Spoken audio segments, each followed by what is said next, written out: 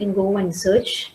So this is something taken from class 9, and you can see a woman lonely standing there, and she's reaping. Can you just see? Yes, this is a reaper actually. What she has, a sickle is something little lengthier. Okay, maybe we can see in the next picture. The one she has in her hand is what we call it as sickle. Okay, yes. So this is our William Wordsworth, and this is just a depiction of a woman, Highland lass. See how sad she is. She's just working in the field all alone. Okay. So shall we enter into the analysis part? Okay. In the analysis, we start with poetic devices, and we call it as poetic devices because this gives the structure of a poem to this particular poem. Okay, so we call it as poetic devices. So these devices makes it a poem. So these devices make it a poem. So we are just going to see what are the poetic devices. And I'm going to explain what it is because you people are very new to these devices. So I will explain. So actually the explanation is there. I'm just going to tell you what it is. And I'll explain. So so actually 3 poetic devices we are going to see. One is iambic tetrameter. Second one is the rhyme scheme, and third one is the end rhyme. So these are the 3 things that we are going to see. I'll explain. Don't worry. Don't be bothered about what names are they. It looks like Greek and Latin. Don't ever feel about it. Okay, we'll just learn about what it is. Okay, the first one is about the rhyme scheme. When you see a rhyme scheme, we have to go into the poem. Let's see. Can you view my screen, ma? Yeah, ma'am. Yes, ma'am. Okay, yes, just a second. Someone is coming. Afrit. Okay.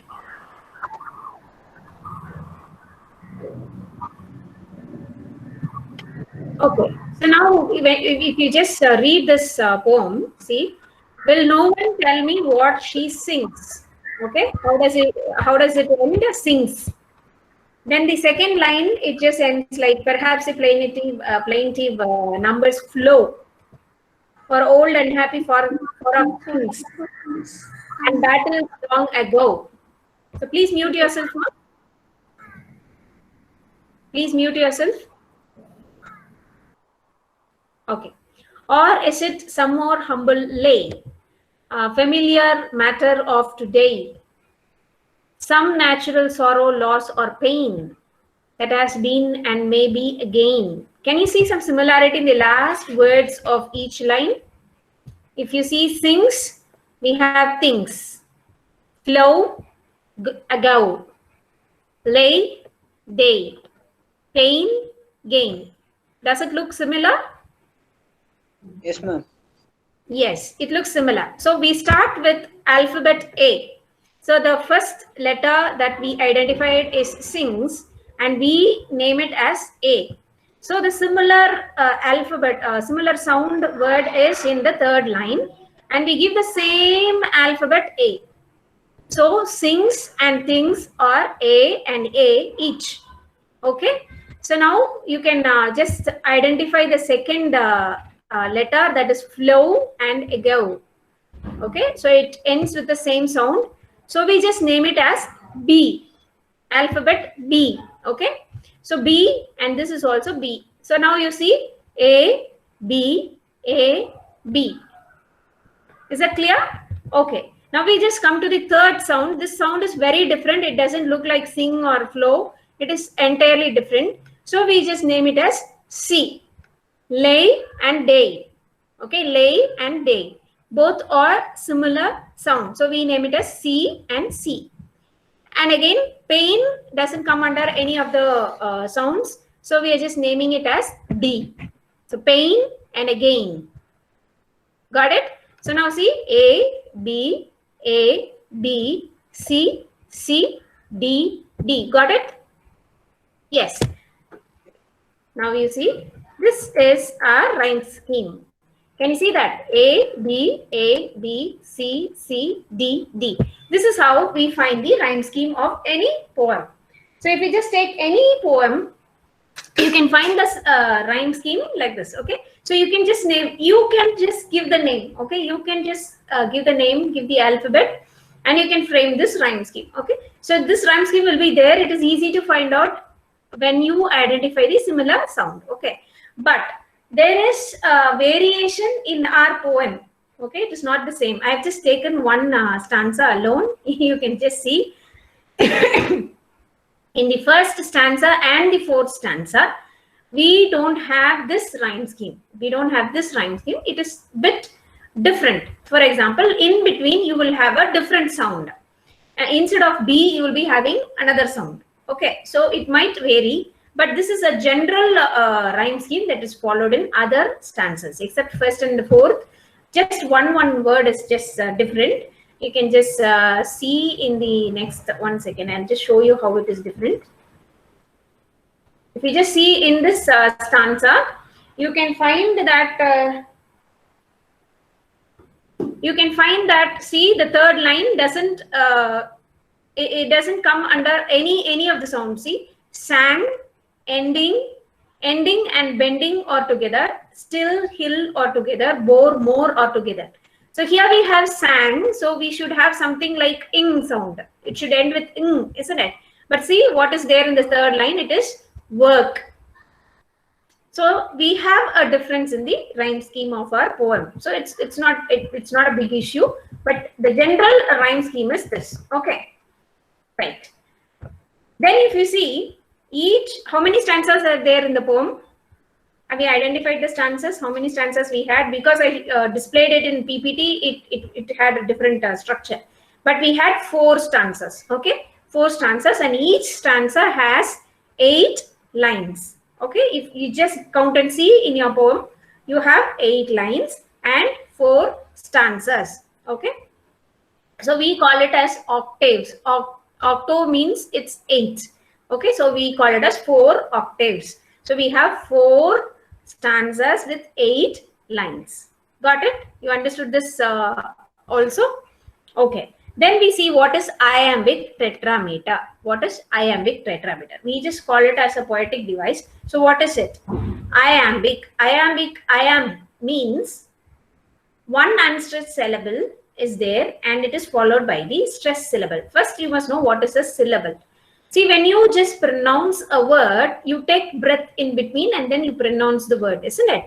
So that particular breath, when you just hold your breath and when you say a word, then we call it as a syllable. Okay, we call it as a syllable. So when you'll be able to only pronounce certain word. If it is a lengthy word, you cannot pronounce it fully. You just stop in between and then you pronounce, and we divide it as syllable. Okay. So this is called a syllable, and we have many syllables. We have many syllables in word. We even have 4 or 5 syllables sometimes. Okay, if it is a lengthy word, we will have.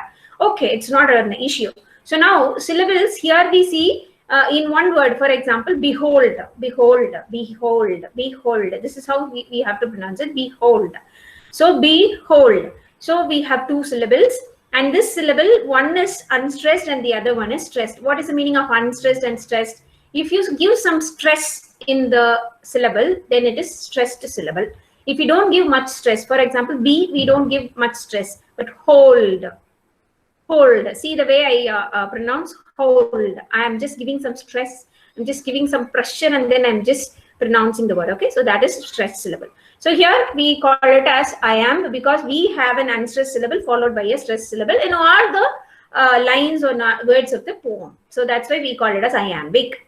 What is tetrameter? Tetrameter means we have 4 feet in a line. So see, they have divided as syllables and they have divided as feet. Okay, behold, her sing, Galen, in the field. So this is how it is just divided as feet. Okay, this is this we cannot do, this the poet has to do, the poet has done in this manner. So we call it as an iambic tetrameter. Tetra is 4. Got it?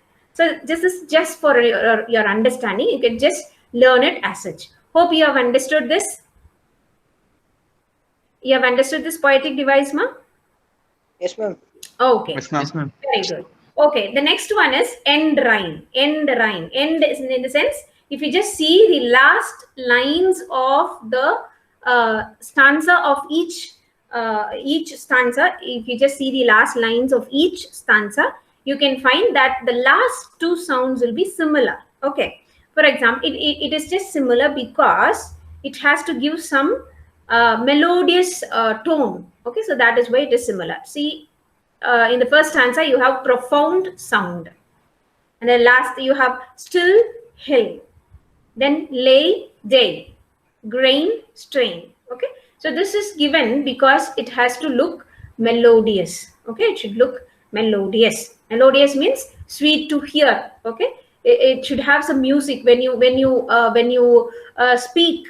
When you speak, some people say, no, you when you speak, we feel like listening to music. Okay, when you want to impress someone, you do that, isn't it? You just say, see, when you speak, I feel like you are just singing a song. Okay, so just to impress people, you just say like that, isn't it? So these words are just given because it should look melodious. Okay, got it? So this is very simple, and this is all about poetic devices seen in the poem. Is that clear? We'll go to the next device. Okay, before that, we'll just finish the theme also. I think we have discussed this yesterday, but still I'm just going to give you more points related to the theme. So these are some of the themes that we have identified in the poem. So the first one is everlasting beauty and sorrow. So there is a comparison made in the beauty of the nature and the sorrow of the woman. So there is always beauty in the nature, and this nature is not no. The second theme is the loss of nature. We have lost it. Okay, we have a beautiful nature around us, and we did not create the nature. Nature has been created by God. We call it as God, or it has just come out naturally. But this beauty is everlasting. It stays forever. Okay, but this beauty is forgotten. We have forgotten that beauty. We have lost that nature because we have destroyed many of our villages. We have destroyed many of our country, and we have made them into industries and factories, and we have built houses on it, and we have totally destroyed nature. Okay, so this is what William Wordsworth, not only William Wordsworth, all the poets during his period, we call it as the Romantic period, isn't it? The 18th century. 18th century, all the poets were just bothered about this. Okay, so many of the villages, many of the lands, many of the fertile lands were just destroyed, and this nature is totally lost. Its beauty.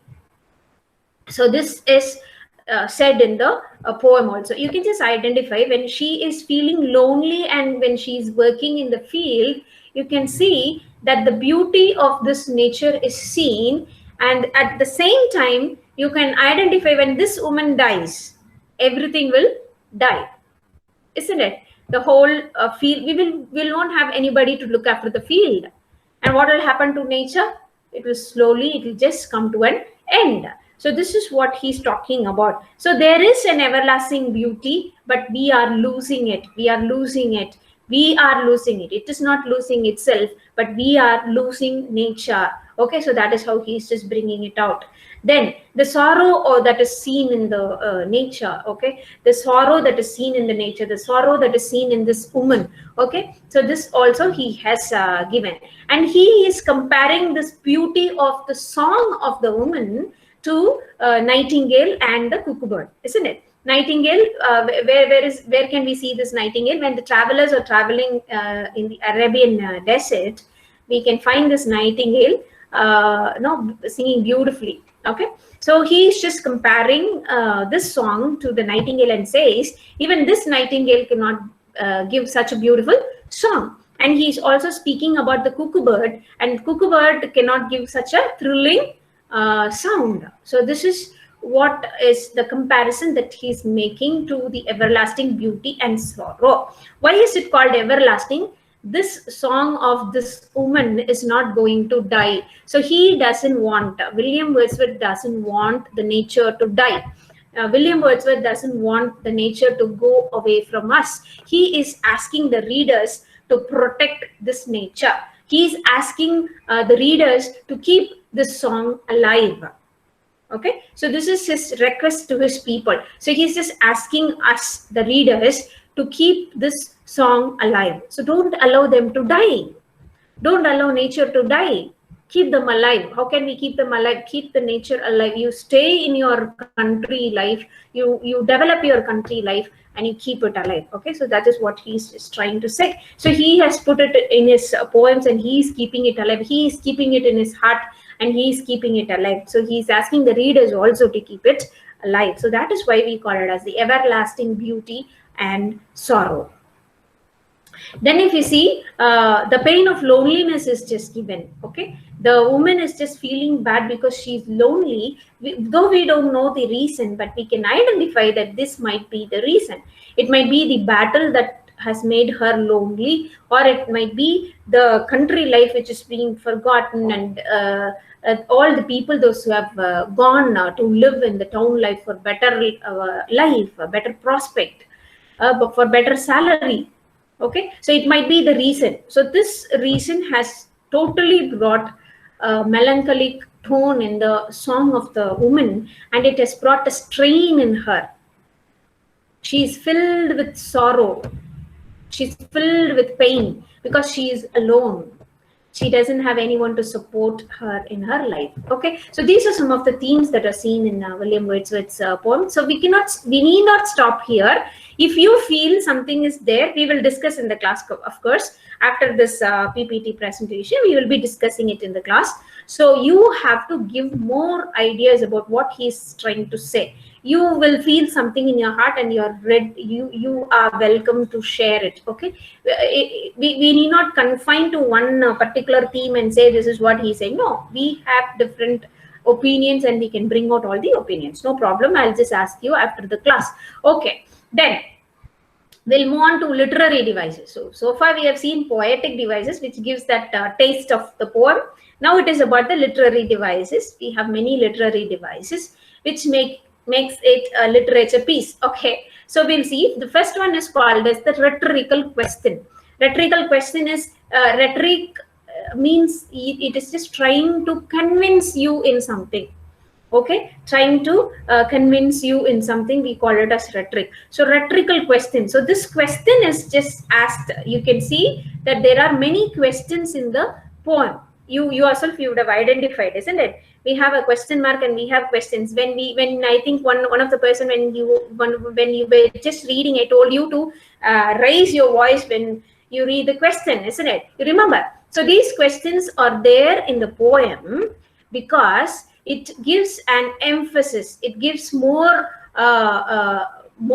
importance to the point that he's trying to say. Okay, so you can just see that it is just given in the poem to make the point clear. Okay, he wanted to make the point clear. Wordsworth wanted to make the point clear, so he's just asking a question. So what is the first question? Will no one tell me what she sings?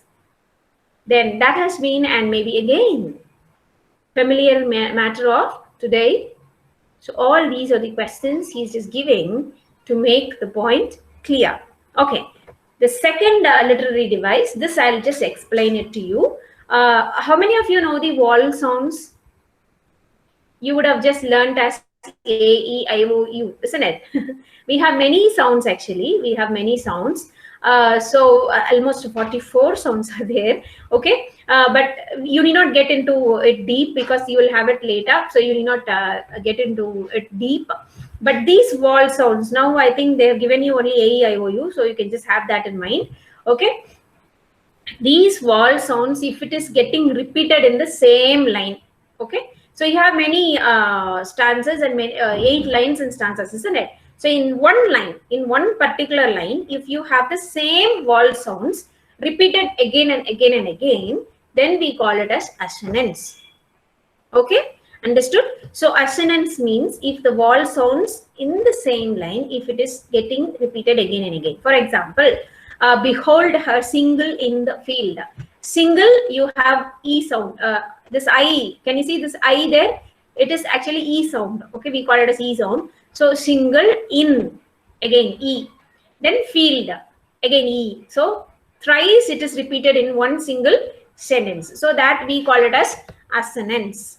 Okay. Then the sound of O and A in yawn, solitary, highland, lass. So yawn, O sound, solitary, O sound, and then land, A sound, lass, A sound. Okay. So highland, lass. So it is getting repeated. Hope you understand this. Is there any doubt here? If you want any explanation, I can give it. So here this we actually the sound is E. E sound and O sound and A sound are getting repeated in the same line. Behold her single in the field is one line. So in that line, it is just getting repeated. Yarn, solitary, highland, lass is one single line, and in there it is getting repeated. So we call it as assonance. Got it? Any doubt here, ma'am? No, ma'am. Okay, so it might look hard for you, but when you understand, it will be very, very easy. Okay, so the next literary device that we see is imagery.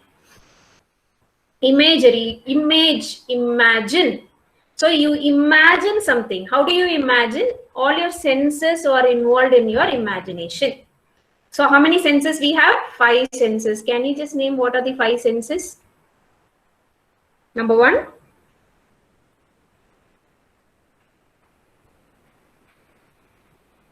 Hello. 5 senses.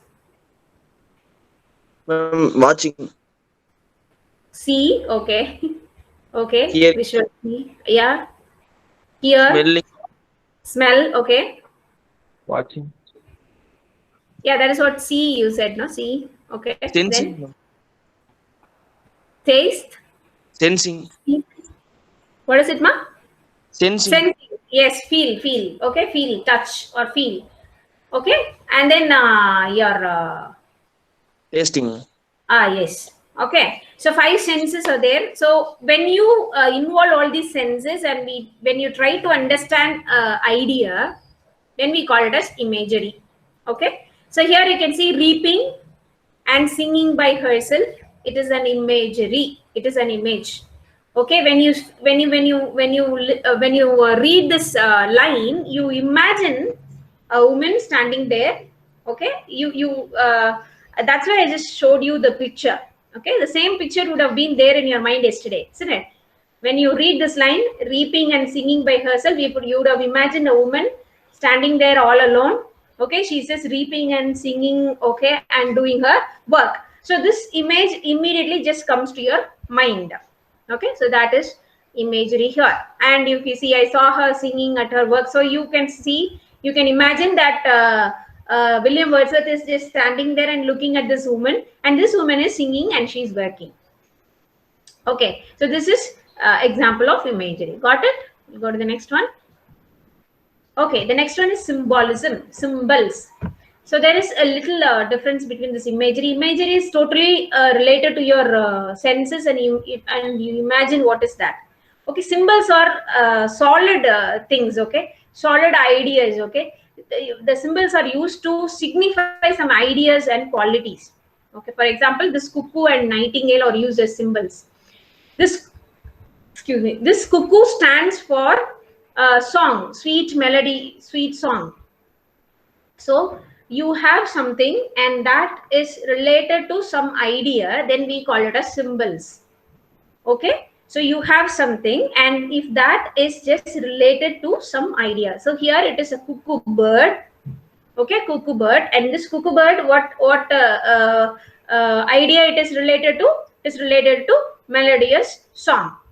Okay, sweet song. So this is symbolism. So here what is cuckoo is just compared to sweet melody. Nightingale is also compared to sweet melody. Okay, so then you just see the song of the lady is also a symbol. What symbol is that? That this woman is sad. Okay, the song of the woman is there, and what is it related to? that the woman is sad. She has that melancholic tone. So that shows that she is sad. Okay, so this is related to the idea. So this is called as symbolism. Symbols. Okay. Okay, right. So we have seen assonance. Now we are going to see something called as consonants. Consonants is nothing but if you the same procedure. If vowel sounds are repeated, we call it as assonance, isn't it? If consonant sounds are repeated, then we call it as consonants. Okay, what are consonant sounds?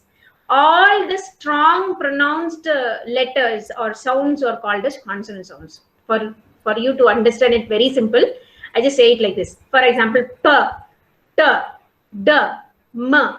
Okay, all these we just give some stress and then we pronounce. For example, see, you just close the air inside your mouth and you're immediately releasing it. P. Can you just see? I'm just holding the air p and then leaving it suddenly. So if I do that and if I pronounce some letter, then that is a consonant sound. Very simple. Okay. So very simple. If you don't give the stress, for example, a. See, I'm not closing my mouth. I'm not holding the air anywhere. I'm just leaving it free. Those sounds are vowel sounds. Understood? So if I just hold it, then it is consonant. Hold and release, consonant sound. If I don't hold it, then it is vowel sounds. Understood, ma'am? Okay. So if this consonant sound is getting repeated in the same line, it's consonants. That's all. Okay. So here you can see r sound. R. How is r? Now see, my tongue is just touching the upper palate. We call it as palate. Okay. It is just touching. And now I'm holding some air and then releasing. I'm just releasing. So that is also is a consonant. Okay, this r sound is now repeated. See, some natural sorrow, loss, or pain. So how many times? Natural, sorrow, or. Thrice it is repeated in the same sentence. And m sound is repeated. See, some more humble. Some more humble. Thrice it is repeated. Okay, so this is consonants. Understood? Hope you have understood. Then it is the next one is enjambment. Enjambment, which is not complete. Which is not complete. For example, you have a line, and if that line is not complete, and if it is continuing in the second line, that idea is not complete, and if it is continuing in the second line, we call it as enjambment. That's all. Very simple. Okay, for example, breaking the silence of the seas. Breaking the silence of the seas is not complete. Breaking the silence of the seas among the fathers Hebrides is complete. So this first line is not complete when it breaks and it comes to the second line, then we call it as enjambment.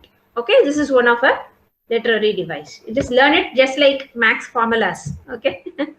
Next one is alliteration. I hope you would have heard about this alliteration. Alliteration, as it starts with letter A, you keep it in mind all the first letters. All the first letters in a line, if it is similar, then it is alliteration. For you to keep it in mind, A is the first letter of the alphabet, isn't it? So the first letter of the word used in a single line, if it is similar, same, then we call it as alliteration. For example, the sound P, see, perhaps, the plaintive, perhaps, the plaintive, both per. Can you see the first letter of the word perhaps, the first letter of the word plaintive is same. If it is same like this, then we call it as alliteration. See in this sentence also, see, no nightingale, the N sound is, N sound is getting repeated. Okay, so this is called as alliteration. Why are they using it like this? See, in Tamil poems, Tamil Kavide, you say, no, Kavide and all, you have this alliteration which makes the poem interesting, isn't it? You continuously use the same letter and you start the words with the same letter, then it gives some more effect. Okay, some more poetic effect will be there. So that's why they're just using this alliteration. Next one is hyperbole. Hypertension and all you would have heard, isn't it? Hyper in the sense it is always too much. Okay, too much. So you just exaggerate something. Okay, it is just simple thing, but you just say, see, you know something. We are the richest person in the whole Tamil Nadu. You just say we are richest, but is it true? No, you will be rich, but you are not the richest. But you say we are the richest. So this is something you exaggerate. You just say so much, too much.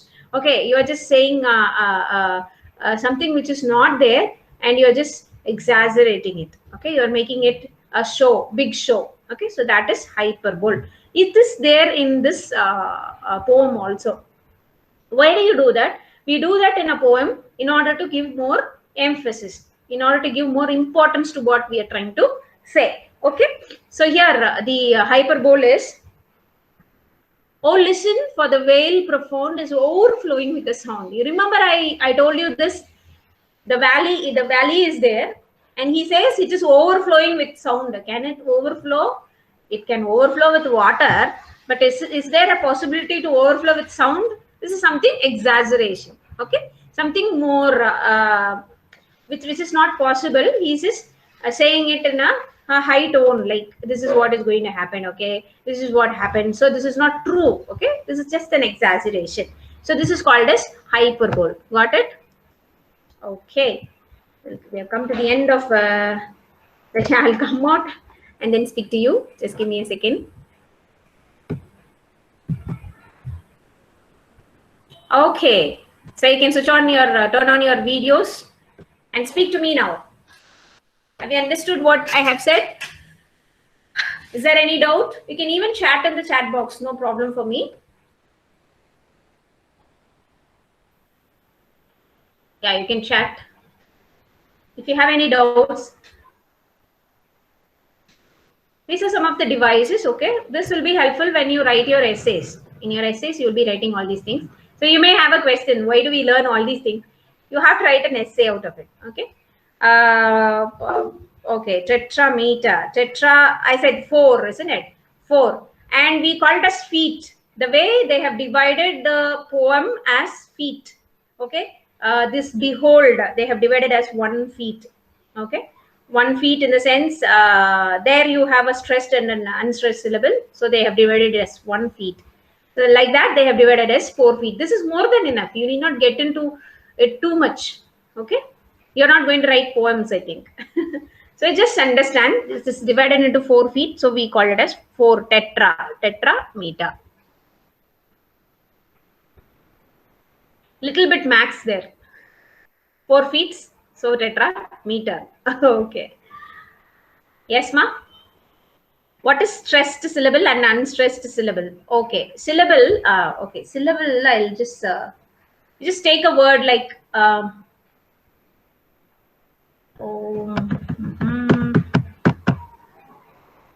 okay, we'll take your names.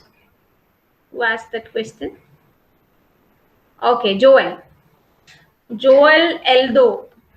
Okay, so Joel Eldo, how will you pronounce your name? You pronounce it as Joel Eldo. You don't say Joel Eldo. Okay, you just pronounce it as Joel. Joel is once you just say Joel, and then Eldo once you just say. Okay, you don't divide it. For if you just take the name Vishnuvardhan, you cannot pronounce it Vishnuvardhan. Okay, you say Vishnuvardhan.